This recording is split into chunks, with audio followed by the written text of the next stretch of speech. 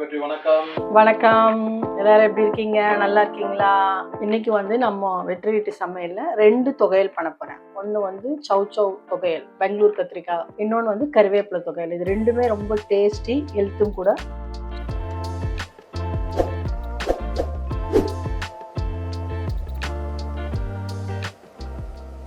இதுக்கு தேவையான பொருளாக எடுத்து வச்சிருக்கேன், பார்க்கலாமா? ஃபர்ஸ்ட் நம்ம வந்து சௌசௌ தொகையல் பண்ண போகிறோம்.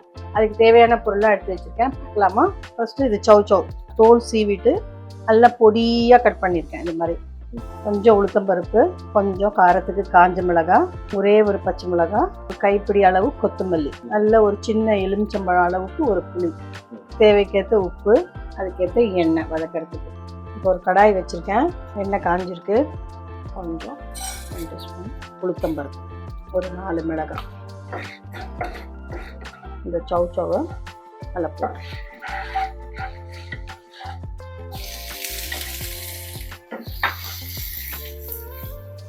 உளுத்தம்பருப்பு மிளகாய் துவந்த பிறகு எண்ணெயில் வதக்கின பிறகு இந்த சௌசௌ போடுறோம். இப்போ நம்ம ஒரு பச்சை மிளகாய் எடுத்து வச்சோம்ல, அதையும் அதில் போட்டுடலாம்.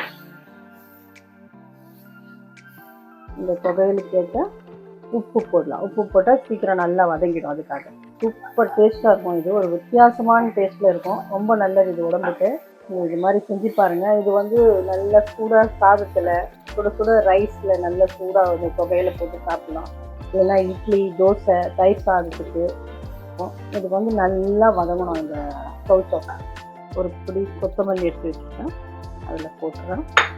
புளி, ஒரு சின்ன ஒரு எலுமிச்சம்பழம் அளவு புளி எடுத்து வச்சுருக்கேன், அதையும் அதில் போட்டுட்டு அடுப்பு ஆஃப் பண்ணிடலாம். ஆஃப் பண்ணோன்னு இது நல்லா ஆறினோன்னு அரைச்சிட்டு ரெடி பண்ணிவிட்டு நான் உங்களுக்கு தொகையில் காமிக்கிறேன். ஆமாம், ஆறின பிறகு தான் போடணும் மிக்சியில். தொகையில் அரைச்சிட்டேன் நான்.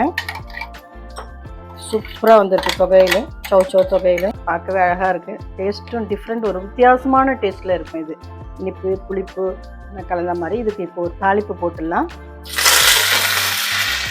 சூடாக சாதம் வச்சுட்டு இதை மட்டும் போட்டு சாப்பிட்டிங்கன்னா அவ்வளோ ஒரு ருசியாக இருக்கும். அப்புறம் சுட சுட இட்லி, தோசை, தயிர் சாதத்துக்கு ரொம்ப அருமையாக இருக்கும். அடுத்தது நம்ம ஒரு கருவேப்பிலை தொகையில் பார்க்கலாம்.